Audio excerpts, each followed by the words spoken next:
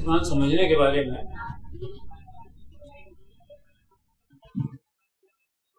ایک تو یہ ہے کہ ہم قرآن کو اس کے معنی اور مطلب کو سمجھنے لگے، اور ایک اس کا مقصد یہ ہے کہ ہم قرآن کو اس لیے سمجھیں کہ یہ معلوم کر سکیں کہ خود قرآن کا مقصد کیا ہے، اس کے مقصد کو سمجھیں۔ جو لوگ عرب سے باہر کے علاقوں میں رہنے والے ہیں ان کے لیے یہ بہت بڑا مسئلہ ہے کہ قرآن ان کی زبان میں نہیں ہے، قرآن ان کی بھاشا میں نہیں ہے، اور وہ عربی میں ہے، لیکن جو لوگ قرآن کو خدا کی کتاب مانتے ہیں انہوں نے اپنی حد تک اس بات کی پوری کوشش کی ہے کہ قرآن دوسرے لوگوں کی بھاشا میں ٹرانسفر ہو تاکہ وہ اسے سمجھ پائیں۔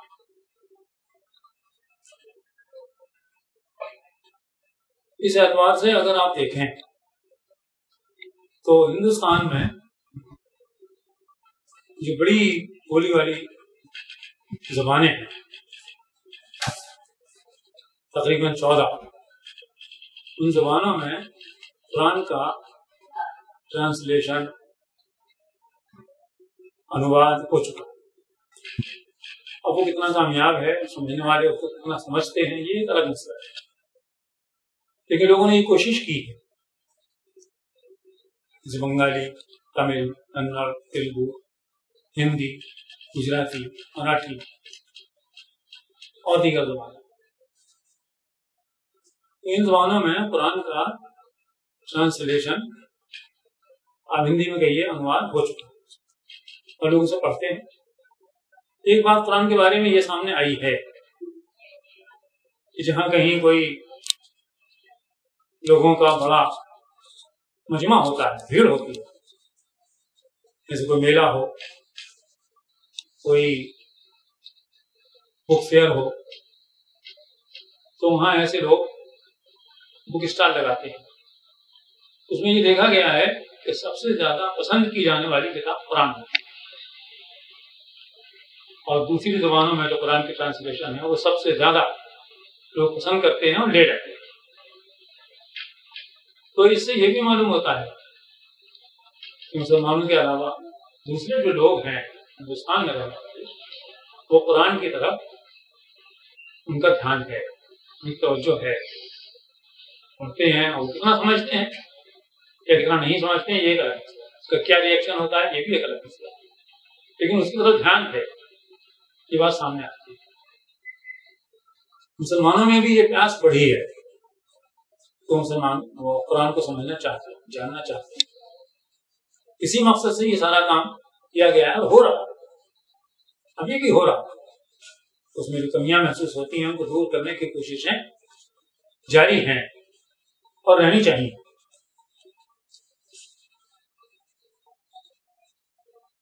خدا کی طرف سے یہ بات قرآن میں بتائی گئی ہے کہ ہم نے اسے عربی کا قرآن بنا کر تمہارے پاس بھیجا ہے، تو کیا تم اس پر غور نہیں کرو گے؟ یہ غیر زبان میں ہے، تمہاری زبان میں نہیں ہے، تو اس پر غور کرو۔ اور جیسے دوسری چیزیں ہیں، دوسرے معاملات ہیں انسان کے، آدمی ہندوستان میں رہ رہا ہے اور دوسرے ملکوں سے بزنس کے تعلقات ہیں، امپورٹ ہے، ایکسپورٹ ہے، لوگوں کے آرڈر آتے ہیں، لیٹر جاتے ہیں، وہ دوسری زبانوں میں آتے ہیں اور لوگ جانتے نہیں ہیں، لیکن پڑھے لکھے لوگوں سے ان کے بارے میں جانا جاتا ہے، معلوم کیا جاتا ہے تاکہ وہ مقصد پورا ہو، اس مقصد کے لیے یہ سب ہو رہا ہے۔ اس لیے قرآن کی ضرورت ہے، قرآن کو سمجھنا اور جاننا بھی ضروری ہے، چاہے وہ دوسری زبان میں ہے تب بھی ضروری ہے. اچھا یہ کیوں ضروری ہے؟ یہ مسلمانوں کے لیے بھی اور ان لوگوں کے لیے بھی جو ابھی تک اسلامی دائرے میں نہیں آئے ان کے لیے اس لیے ضروری ہے کہ قرآن کا جو تعلق ہے وہ انسان کی، مسلمان کی نہیں، انسان کی ہدایت سے جڑا ہوا ہے، اس کے نردیش سے جڑا ہوا ہے. اگر قرآن کو نہیں سمجھتے ہیں تو یہ معلوم ہی نہیں ہوگا کہ قرآن میں ہدایت کیا ہے، کیا دنیا میں کرنا ہے اور کیا دنیا میں نہیں کرنا. تو یہ معلوم کرنے کے لیے یہ ضروری ہے کہ آدمی قرآن کو جانے. اس میں ہدایت کیا ہے؟ خدا سارے انسانوں کا مالک ہے اور صرف مسلمانوں کا نہیں. قرآن کے اندر جو سب سے پہلی آیت ہے، سب سے پہلی آیت اس میں خدا کا تعارف اس طرح کرایا گیا ہے رب العالمین.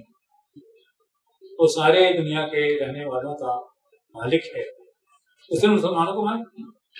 اور یہ بات عقل کے اعتبار سے بھی صحیح نہیں ہو سکتی، سوچو سمجھو تو بھی صحیح نہیں ہو سکتی، لیکن قرآن نے اعلان کر دیا ہے کہ خدا سب کا رب، سب کا مالک ہے. وہ ہزاروں سال پہلے جو لوگ تھے ان کا، جو ہزاروں سال بعد لوگ آئے ہیں ان کا، جو ہزاروں سال بعد لوگ آگے ہوں گے ان کا، اور جو کسی بھی ملک میں رہتے ہیں ان کا، جو کسی بھی رنگ کے ہیں، وہ مالک سبھی کا مالک ہے. تو مالک کی جو ہدایت ہے اپنے بندوں کی، وہ ہر بندے کو جاننا ضروری ہے، ہر بندے کو معلوم کرنا ضروری ہے. یہ معلوم کیے بغیر دنیا میں اس کا جو راستہ طے کرنا ہے، اس کا جو راستہ طے کرنا ہے وہ صحیح طرح سے طے نہیں کرتا. کیونکہ انسان اپنی عقل سے کام لے کر ان ساری باتوں کو معلوم نہیں کر سکتا. کوئی ذریعہ نہیں ہے انسان کے پاس. آج بھی اتنی ترقیاں کر لینے کے باوجود بھی انسان کے پاس یہ جاننے کا کوئی طریقہ نہیں ہے کہ اس کے لیے دنیا میں صحیح راستہ کون سا ہے. بے شمار راستے ہیں، بے شمار رہنمائیاں ہیں، نردیش ہیں، اور سبھی لوگ اس بات کے دعوے دار ہیں کہ جس راستے کی طرف وہ بلا رہے ہیں یہی صحیح ہے. مسلمان بھی اس بات کے دعوے دار ہیں کہ وہی راستہ صحیح ہے جس پر وہ چل رہے ہیں. لیکن کیا یہ بات صحیح ہے؟ جس طرح اس کے بارے میں، جس طرح مسلمانوں کے بارے میں کہی جا سکتی ہے، کیا یہ بات صحیح ہے؟ یہ بات صحیح جب بھی ثابت ہوگی کہ جب خدا کے بندے یہ معلوم کرنے کی کوشش کریں گے کہ خدا کا نردیش کہاں ہے اور کیا ہے. تو خدا کا نردیش قرآن میں ہے. یہ بات کیسے معلوم ہوئی؟ یہ بات کیوں صحیح ہے؟ کوئی دوسرا کہہ سکتا ہے کہ خدا کا نردیش ہے اس کی ہدایت قرآن میں نہیں، اور جگہ بھی. اور تیسرا یہ بھی کہہ سکتا ہے کہ تیسری جگہ بھی، اور سب صحیح ہیں. یہ دونوں باتیں صحیح ہیں. نہ تو یہ صحیح ہے کہ دونوں باتیں صحیح ہیں، تینوں باتیں صحیح ہیں، چاروں باتیں صحیح ہیں. نہ یہ صحیح ہے کہ قرآن کے علاوہ کہیں. اس کو کیسے سمجھا جائے، کیسے معلوم کیا جائے؟ اس کو ایسے معلوم کیا جا سکتا ہے کہ ایک تو قرآن سب سے زیادہ لیٹسٹ ہے. جتنی کتابیں دنیا میں پائی جاتی ہیں ہدایت کے نام پر، ان میں قرآن سب سے زیادہ لیٹسٹ ہے. پھر اس بات کی تحقیق کی گئی ہے اور کی جا سکتی ہے، مزید اور کی جا سکتی ہے کہ کیا قرآن، دو باتیں ہیں جو قرآن کے بارے میں تحقیق ہونی چاہیے یا کی گئی. ایک یہ کہ کیا قرآن خدا کی کتاب ہے، یہ خدا ہی کا نردیش ہے. ایک دوسری یہ کہ کیا قرآن سرکشت ہے. 1500 سال ہو اس زمین پر، تو کیا 1500 سال کے بعد یہ سرکشت ہے؟ اس میں کوئی قطر بہت گھٹاؤ بڑھاؤ، کمی بیشی ہوئی ہے یا نہیں ہوئی؟ اس کی کئی مثالیں. قرآن خدا کا کلام ہے. اس کی ایک بہت بڑی مثال یہ ہے، جو سب سے بڑی مثال ہے، کہ انسانوں میں سے ہی 1500 سال پہلے جس انسان نے اس بات کا دعویٰ کیا تھا پہلی بار کہ یہ خدا کی کتاب ہے جو میرے پاس ہے، جو خدا نے میرے پاس ہے، اس کے بارے میں اس کے زمانے کی تاریخ یہ بتاتی ہے. جن لوگوں نے اس کا وروଧ کیا اور آخر تک کرتے رہے، بہت سے لوگ تھے وروଧ کرنے کے بعد اس کو ماننے لگ گئے، اور بہت سے لوگ ایسے بھی تھے آخر تک انہوں نے نہیں مانا اور وروध ہی کرتے کرتے وہ مر گئے، لیکن وہ اس بات کو مانتے تھے کہ یہ شخص سب سے زیادہ سچا انسان ہے، اس نے کبھی جھوٹ نہیں بولا۔ 40 سال تک انہوں نے اس کو دیکھا، اپنی نظروں کے سامنے دیکھا، ہوش سنبھالنے کے بعد سے لے کر 40 سال تک انہوں نے یہ دیکھا کہ یہ امانت دار ہے، اس کے بعد کوئی اپنی چیز رکھ جائے، وہ لاکھوں کی ہو یا سینکڑوں کی ہو، یہ اس میں کمی بیشی نہیں کرتا، بے ایمانی نہیں کرتا۔ لوگ حفاظت کے لیے رکھ جاتے ہیں اور جب آ کے مانگتے ہیں تو یہ لوٹا دیتا ہے، ویسی کی ویسی لوٹا دیتا ہے۔ اس کی امانت داری کا حال یہ تھا کہ جب اس کے ورودھیوں نے اس کے بارے میں یہ فیصلہ کر لیا کہ اب یہ ماننے والا نہیں ہے تو اسے قتل کر دو، تو اس نے اس بات کا ارادہ کیا کہ وہ اپنا شہر چھوڑ دے، اپنا نگر چھوڑ دے اور کسی دوسرے نگر میں چلا جائے۔ جب وہ چھوڑ کر کے گیا، اس وقت بھی ان کی دھروہر، ان کی امانتیں اس کے بعد رکھی ہوئی تھیں۔ وہ دوپہر میں نکل کے چلا گیا اور لوگ اس کے گھر کے باہر پہرا دے رہے تھے کہ رات میں نکلے گا قتل کریں گے۔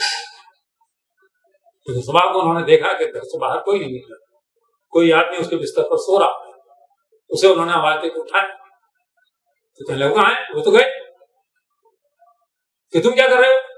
کہ مجھے چھوڑ گئے ہیں سونے کے لیے، اور اس لیے چھوڑ گئے ہیں کہ جو دھروہر ہیں ان کے پاس تھی لوگوں کی، اس نگر کے لوگوں کی، میں انہیں لوٹا کے آؤں گا ان کے پاس۔ تو اس شخص نے اس بات کا دعویٰ کیا جن کو کسی انسان کے بارے میں سب سے زیادہ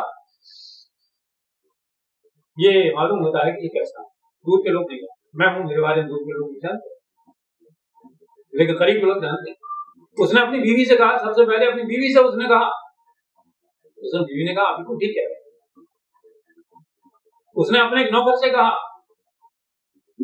جو دن رات اس کے گھر میں رہتا، اس نے کہا آپ بالکل ٹھیک ہے۔ اس نے بہت قریبی دوست سے کہا، بچپن کا دوست، اس نے کہا آپ بالکل ٹھیک ہے۔ اس نے اپنے ایک چچا کے لڑکے سے کہا جو 10 سال کا، اس نے کہا آپ بالکل ٹھیک ہے۔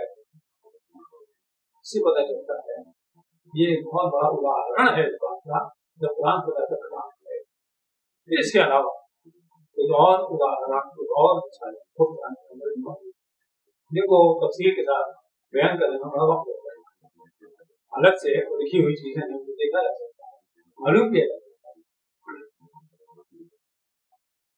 دوسری بات یہ ہے ابھی 200 سال پہلے، زیادہ عرصہ نہیں، 200 سال جرمنی کے میونک شہر میں ایک یونیورسٹی میں ایک ریسرچ کا آیوجن کیا، یہ مسلمانوں نے نہیں کیا، غیر مسلمانوں نے کیا، جرمنی کے رہنے والوں نے کیا۔ وہ اس بات پر تھا کہ کیا قرآن وہی ہے جو 1500 سال پہلے تھا، کیا قرآن وہی ہے کہ محمد صاحب نے اپنی موت کے وقت چھوڑا تھا۔ اس کے لیے انہوں نے 45,000 قرآن جمع کیے، بہت شروع سے لے کر اس وقت سے ہاتھ کے لکھے ہوئے بھی تھے، چھپے ہوئے بھی تھے، کاغذ نہیں تھا، کاغذ سے پہلے کے زمانے کے دوسری چیزوں پر لکھے ہوئے، کھان پر لکھے ہوئے، ہڈی پر لکھے ہوئے، پتھر پر لکھے ہوئے، ان سب کو انہوں نے ٹیلی کر کے دیا۔ تو انہوں نے اس کے بعد یہ عرصہ چلی تقریباً 3 سال تک۔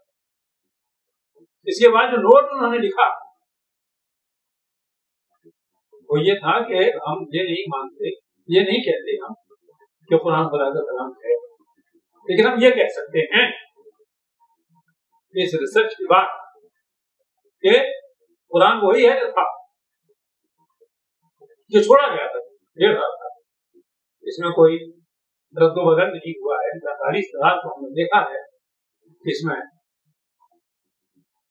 کوئی تبدیلی نہیں پائی۔ تو اس اعتبار سے ہم دیکھتے ہیں کہ اندر خدا کی ہدایت ہے اور اس کی ہدایت کے محتاج ہیں۔ کیوں؟ دوسرا سوال یہ ہے کہ خدا کے بندے قرآن اور خدا کی ہدایت کے محتاج کیوں؟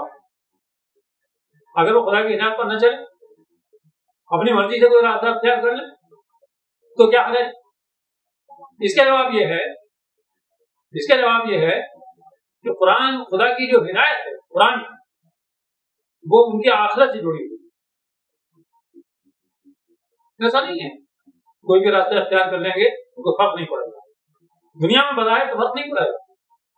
میں نے پہلی والی اس میں بھی اس کا 2 لفظوں میں ذکر کیا، پھر کرتا ہوں۔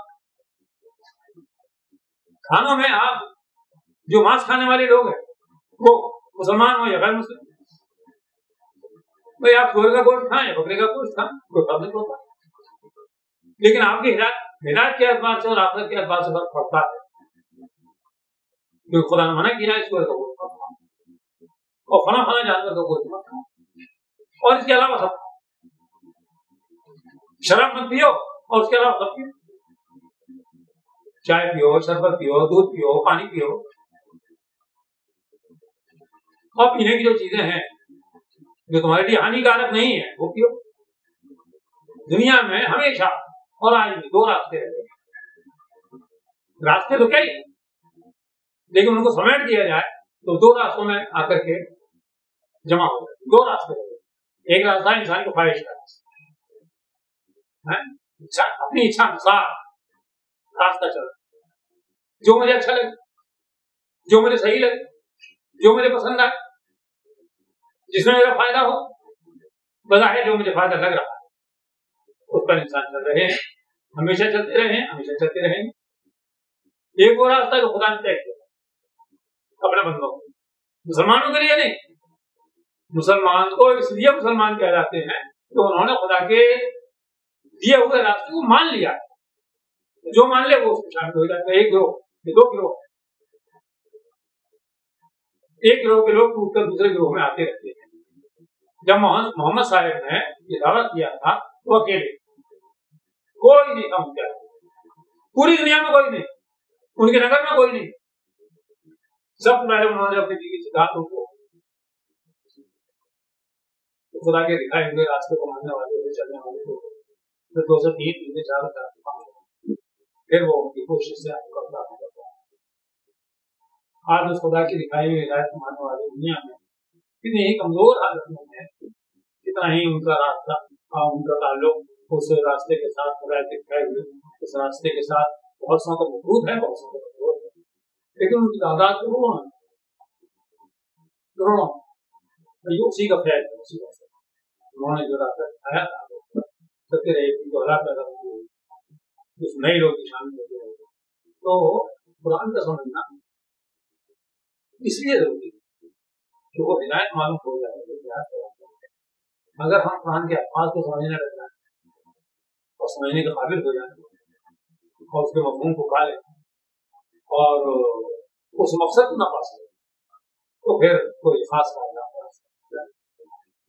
قرآن سمجھنے کا سب سے بڑا فائدہ یہ ہے، مقصد یہ کہ وہ دیش پتہ چلے، وہ مقصد پتہ چلے، وہ قرآن اس ہدایت کو پیش کر بتایا گیا ہے۔ اس دیش کا جو مقصد ہے ظاہری طور پر بتایا کہ انسان کے لیے ہے کیا، قرآن جو ہدایت آئی ہے اس کا سب سے بڑا ادیش، سب سے بڑا مقصد یہ ہے کہ دنیا میں ایک ایسا سماج بنانا چاہتا ہے، ایک ایسا سماج انسانوں کو بنانا چاہتا ہے جس سماج میں ایک خدا کے علاوہ کسی کی بندگی نہ ہو، کسی کو بھی، محمد صاحب کو بھی، وہ کتنے ہی بڑے بزرگ انسان، محمد صاحب کو خدا کا ساجھیدار نہ مانتے، ان کے ساتھ شریک ایک خدا کی بندگی، انسان اپنی پوری زندگی ایک خدا کی بندگی، خدا کے بندے ہو سب۔ اس معاملے میں محمد صاحب اور جو ان کے انیائی تھے ان کے زمانے میں بھی اور آج سب برابر۔ محمد صاحب کہتے تھے اپنے انیائیوں سے خدا کی بندگی کے معاملے میں ہم اور تم برابر ہیں، جیسے تم خدا کو سجدہ کرتے ہو ایسے تم خدا کو سجدہ کرتے ہو، اسی طرح خدا کو سجدہ ہر ایک کو کرنا چاہیے۔ لوگوں نے کہا تھا، بعض لوگوں نے آپ کی محبت میں، آپ کے اس میں عقیدت میں، احترام میں کہا لوگ آپ سے، मोहम्मद साहब हम आपको सजदा करेंगे ना, नहीं, किसी खुदा के सिवा किसी को भी सजदा करना वो खुदा ने पाबंदी कर, देखो खुदा के बराबर नहीं, बड़ा होना बड़ी बात है, तो खुदा के बराबर नहीं। कुरान में एक जगह है अरबी का छोटा सा टुकड़ा, एक वाक्य छोटा सा है, नहीं साहब कभी इसलिए ही कोई भी चीज दुनिया में उसके बराबर की नहीं, कोई भी इंसान दुनिया में उसके बराबर का नहीं, कोई भी हस्ती कोई भी शक्ति इसके बराबर की नहीं। इसी तरह बहुत छोटा सा वाक्य है, वलम यकुल लहू कुफुवन अहद, कोई उसके बराबर नहीं, सब बंदे, कोई बड़े बंदे हैं, छोटे बंदे, इंसान बड़ा बंदा है और बाकी जानवर हैं सब छोटे बंदे हैं। और आप देखिए किसी भी मखलूक को, किसी भी हैवान को, किसी भी जानवर को,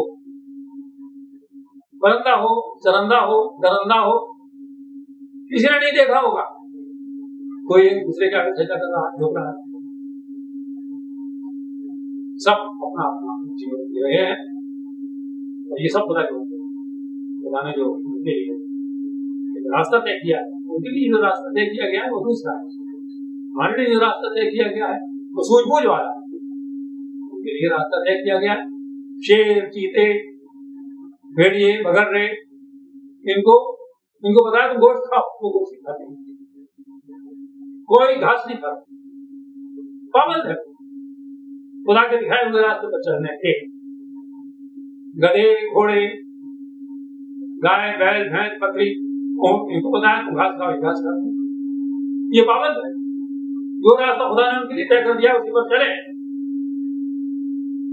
इंसान को थोड़ा सा अलग बनाया, उसे बताया ये खाओ, ये मत खाओ, ये करो, ये मत करो,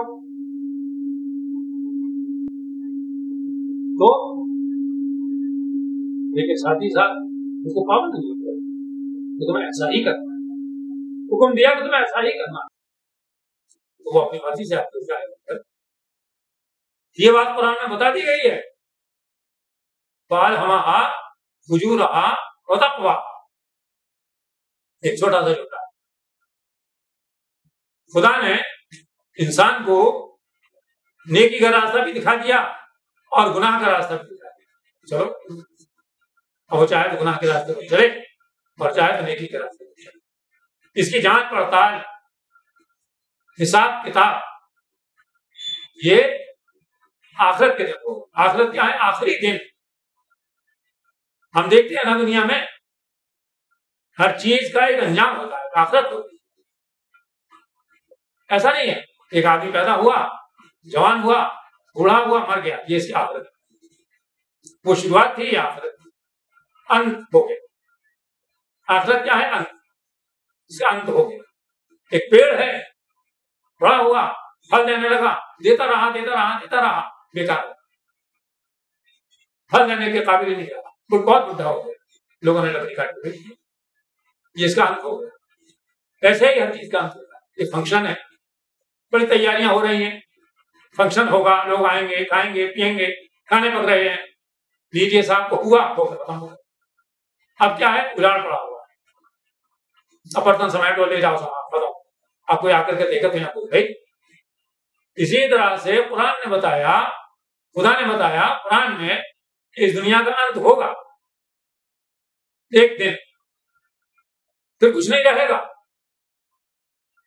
ये तुम्हारी बसाई हुई दुनिया नहीं रहेगी, तुम खुद भी नहीं रहो, तुम जलाए जा रहे हो, मरने के बाद दफनाए जा रहे हो, मरने के बाद समंदर में डूब के मर रहे हो, कोई फर्क नहीं पड़ता, कल इसी मिट्टी से निकाले जाओ, जिंदा किए जाओ। क्यों? आदमी कहता है, मोहम्मद साहब के बाद लोग आते थे तो वो कहते थे ऐसा कैसे हो सकता है, ऐसा कैसे हो सकता है, आप ऐसी बात कह रहे हैं, खुदा सारे इंसानों को जिंदा कर लेगा, हिसाब किताब ले लेगा। एक आदमी आया, कुरान में, वो कब्रिस्तान से हड्डी उठा के लाया और कहने लगा ये हड्डी सड़ गई है, कौन इसे दोबारा जिंदा करेगा? خدا نے اس کو جواب محمد صاحب کے سامنے وہ بیٹھ کے ایسی بات بول رہا ہے.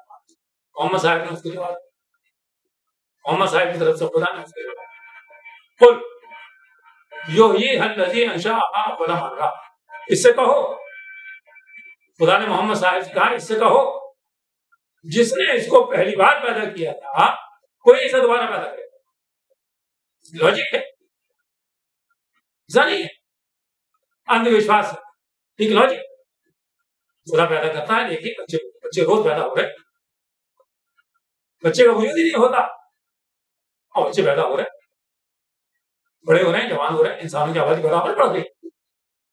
تو جو خدا پہلی بار پیدا کر رہا ہے اپنے قدرت سے, کوئی چیز سامنے موجود نہیں ہے اور پیدا ہو رہی ہے, اپنی ماں کے گھر پیدا ہو رہے ہیں, پڑھ رہے ہیں, اندر کسی کو نظر ہی نہیں آ رہا, اندر پھر ایک وہ باہر آ جاتی ہے, چلنے پھرنے لگتی ہے, انسان ہو جاتی ہے جوان, پھر دوبارہ خدا کو اسی طرح پیدا کرے گا زمین کی طرح سے, پھر جان پڑتا ہے کس نے کیا کیا. دیکھنے کی باتیں کیا ہیں قرآن نے بتایا, یہی ہمیں سمجھنا. اگر یہ ہم نے سمجھ لیا تو ہمارا قرآن کو سمجھنا سفل ہو گیا. جو ٹائم ہم نے لگایا قرآن کو سمجھنے میں وہ سفل ہو گیا, اور ہم نے یہ نہیں سمجھا تو ہمارا وہ سارا ٹائم اسفل. تو ہماری ساری کوشش رائے گا چاہیے کر. قرآن نے بتایا کہ تم نے اپنا جیون خدا کے دکھائے ہوئے راستے کے مطابق گزارا تو تم کامیاب پاس ہو, اور اس کے خلاف تم نے گزارا اپنی اچھا انسار تو تم ناکام. اسے وہ جو بولا جاتا ہے, لوگوں کے یہاں بولا جاتا ہے, ہمارے ہندو بھائیوں کے یہاں بھی بولا جاتا ہے نرک سورگ, اسی کے نتیجے میں ہے نرک اور سورگ. خدا کے دکھائے ہوئے راستے پر چلے, انتم دن کے بعد سورگ. قرآن نے کہا جنت. جنت کیا ہے؟ جنت تو خاص چیز نہیں ہے, باغ. جنت کہتے ہیں باغ ہوگا جو انسان کو رہنے کے لیے دیا جائے. اس میں پانی کی نہریں ہوں گی پینے کے لیے, پھل ہوں گے کھانے کے لیے, سایہ ہوگا دھوپ سے بچنے کے لیے, ایسا آرام کی زندگی کے لیے, پھر موت نہیں آئے. لیکن یہ اس کے لیے ہوگا کہ جس نے خدا کے دکھائے ہوئے راستے پر چلنے کی کوشش کی. جس نے اس کے خلاف کام کیا, اس کو سمجھا ہی نہیں, اس کو مانا ہی نہیں, سمجھ بھی لیا تو مانا نہیں, نے کہا یہ باہر کا راستہ ہے. ایک بہت بڑے ودوان, میں ان کا نام نہیں لیتا, ہندوستان ہی کے ہیں بہت بڑے ودوان, انہوں نے ایک کتاب لکھی ستیہ کی تلاش. اپنی ساری زندگی کے انہوں نے اس میں تجربات بیان کیے. انہوں نے اس میں پھر بعد میں آگے چل یہ لکھا, دھرم کے معاملے میں یہ سمجھتا ہوں کہ دھرم جو ہے ودیشی نہیں دیشی ہونا چاہیے. ہدایت نہیں, جب آپ نے اس کو محدود کر دیا, خدا کی ہدایت کو, خدا کے مالک ہونے کو اور خدا کی بندگی کو آپ نے دیش کی سرحدوں کے اندر محدود کر دیا, تو اب ہدایت نہیں کر سکتے. آپ ستیہ کو تلاش کرنے نکلے ہیں, وہ آپ کو ستیہ نہیں ملے گا. ستیہ جب ہی ملے گا جب یہ دیکھیں کہ خدا تو سب کو مالک ہے. یہ جو حدیں ہیں, یہ ہندوستان ہے, یہ پاکستان ہے, یہ چین ہے, یہ امریکہ ہے, یہ سعودی عرب ہے, یہ حدیں تو خود انسان نے بنائی ہے. ایک جگہ قبضہ کر لیا, قبضہ کرنے کے بعد میں دیوار کھینچ دی, تو یہاں سے یہاں تک مارا, انہوں نے کہا یہاں سے یہاں تک مارا, انہوں نے کہا یہاں سے یہاں تک مارا. ہے تو سب پوری دھرتی ایک ہے. اگر دیکھو تو پوری دھرتی ایک ہے, تو دھرتی کے ٹکڑے ہو. اب یہ بات تو خیر ویسی ہے, بہت لمبی بات ہو جاتی ہے, بہت بڑی بات ہو جاتی ہے. خدا کا ادیش یہ ہے قرآن میں اپنی ہدایت دینے سے کہ پوری دھرتی پر ایک ہی سماج بنے, لوگ ایک ہی ہدایت کے پابند ہو جائیں, ایک ہی خدا کے آگے جھکنے لگ جائیں, ایک ہی خدا کے ساتھ کسی کو بھی ساجھیدار نہ بنائیں, اور اس ہدایت کو خدا کی کتاب میں تلاش. تو ایک ایسا سماج دنیا کا بن جائے جس میں کوئی, یہ تو بات میں نے بہت مختصر کہی جو خدا کے تعلق سے ہے, لیکن جب ایک خدا کو لوگ مانتے ہیں تو چھوٹا بڑا نہیں ہوتا. سب خدا کے بندے ہیں, کوئی کالا نہیں ہے. پھر یہ کالے اور گورے کا جھگڑا جب کھڑا ہوتا ہے تو یہ کہا جائے کہ وہ مالک ہمارا ہے، تمہارا مالک دوسرا ہے. اور یہ دلت سونا جبھی تو جھگڑے کھڑے ہوتے ہیں. جب یہ مانا جائے کہ مالک سب کا نہیں، ایک نہیں ہے، اور جب یہ مانا جائے تو قرآن نے بتایا رب العالمین، ساری دنیا کے رہنے والوں کا، سارے دھرتی واسیوں کا، اور اس زمانے کے نہیں، شروع سے لے کے آج تک. آپ اس کو آدم کہیں، شب کہیں، کسی بھی نام سے پکاریں، وہ جو سب سے پہلا آدمی تھا، کہ ہم سب اولاد ہیں، ایک پریوار ہے ایک پورا، گورے کالے انگریز، حبشی افریقہ کے کالے، ہندوستان کے رہنے والے گندمی، چائنا کے پیلے، یہ سب ایک پریوار کا حصہ ہے، ایک باپ کی اولاد، ایک ماں اور باپ کی اولاد. وہ سماج قرآن اپنی ہدایت پیش کر بتانا چاہتا ہے. اسی سماج میں غریبی امیری تقریباً ختم کے برابر ہو جائے گا. پھر آپ ایک دوسرے کا دکھ درد محسوس کرے گا. یہ میرا بھائی ہے، یہ غریب ہے، میرے پاس پیسہ ہے. آج آپ دیکھیں ایک آدمی کروڑوں اربوں کی دولت لیے بیٹھا ہے، سروے ہوتے ہیں، رپورٹیں آتی ہیں، دنیا کا سب سے بڑا آدمی کون ہے؟ سب سے بڑا آدمی فلاں، اور دنیا میں کروڑوں غریب ہیں، اس کو پرواہ ہی نہیں غریب کو اپنی دولت کو بانٹ، ساری نہ بانٹے آدھی بانٹ دے تاکہ تو دوسرے لوگ کو خوشحال ہو. تو خدا نے کہا میرے ایک بات چھوٹی سی آپ کو سنا کے ہوگا. محمد صاحب نے بتایا کہ جو دنیا کا آخری دن ہوگا، دنیا کا انت ہوگا، حساب کتاب ہوگا، اس دن خدا اپنے بندے کو بلائے گا، پوچھے گا بندے تو مجھے پہچانتا ہے؟ وہ کہے گا کہ ہاں میں پہچانتا ہوں. خدا تجھے یاد ہے جب تو دنیا میں تھا تو میں تیرے پاس آیا تھا، میں نے تجھ سے کھانا مانگا، تو نے مجھے کھانا دیا. وہ کہے گا تو خدا ہے، مالک ہے، تجھے کھانے کی کیا آوشکتا تھی؟ کہے گا نہیں، بولے ایک دن ایک آدمی تیرے پاس آیا تھا بھوکا، وہ میں ہی تو تھا، تو اگر اسے کھانا کھلاتا تو مجھے اپنے قریب پالا. پھر اسی طرح سے کو بلا کے پوچھے گا بندے میں تیرے پاس آیا تھا، میرے پاس کپڑا نہیں تھا، میرے کپڑے بہت پھٹے ہوئے، میں تجھے کپڑا مانگا، تو نے کپڑا نہیں کیا، تو تجھے کیا ضرورت ہے؟ تو مالک ہے خدا کہ نہیں.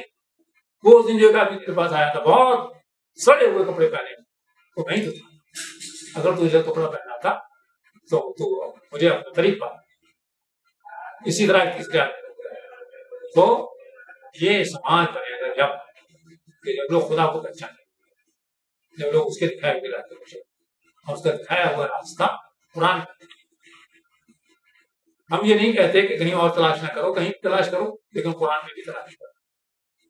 اور قرآن میں ایک جگہ بتایا گیا ہے قرآن اطمینان پیدا کرتا ہے، دلوں میں اطمینان پیدا کرتا ہے. قرآن کو پڑھیں، پڑھنے کے بعد کوئی اطمینان ہو جائے گا، اچھا ہاں یہ بات صحیح ہے، قرآن نے بتایا ہے یہ بات صحیح ہے، دل اس پر رک جائے گا. تو قرآن فہمی جس کو ہم بولتے ہیں اردو، اپنی زبان میں ہم بولیں، جیسے میں نے ابھی پہلے بولا اپنی زبان میں ہم بولا قرآن سمجھنا، یہ جبھی سفل ہوگا ہمارا کام قرآن کے دیش کو پانا. صرف اتنا کافی نہیں ہے الفاظ کو سمجھنا لگ جائیں اور ہم یہ سمجھیں کہ ہاں پڑھ رہے ہیں، اس کو سمجھ رہے ہیں.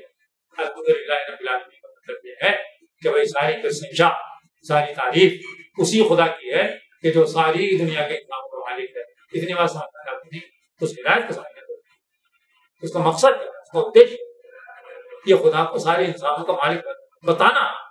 کوئی ایک اکیلا مالک ہے سارے انسان، اس کا ادیش کیا ہے، اس کا مقصد ایک انسان کی تکلیف کو دوسرا انسان محسوس کرے. ایک ایسا سماج آئے، یہ اس زمانے میں ایک بہت بھاری کام ہے. یہ ایسا کام ہے، اس کی کھوج ہونی چاہیے، اس کی تحقیق ہونی چاہیے، اس کو جاننے کی کوشش کرنی چاہیے. اس کے لیے خدا کے سامنے ہاتھ پھیلا کے خدا سے دعا کرنی چاہیے.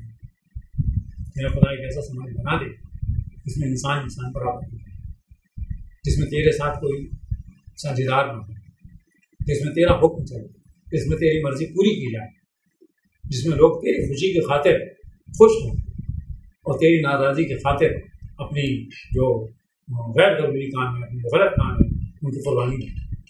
تو یہ سب میں نے سمجھا کہ قرآن فہمی کا مطلب کیا ہونا چاہیے، قرآن سمجھنے کا مقصد کیا ہونا چاہیے، تو آپ لوگوں کے سامنے رکھا، آپ اس پر غور کریں اور کسی صحیح نتیجے پر پہنچنے کی کوشش کریں۔ وآخر دعوانا الحمدللہ۔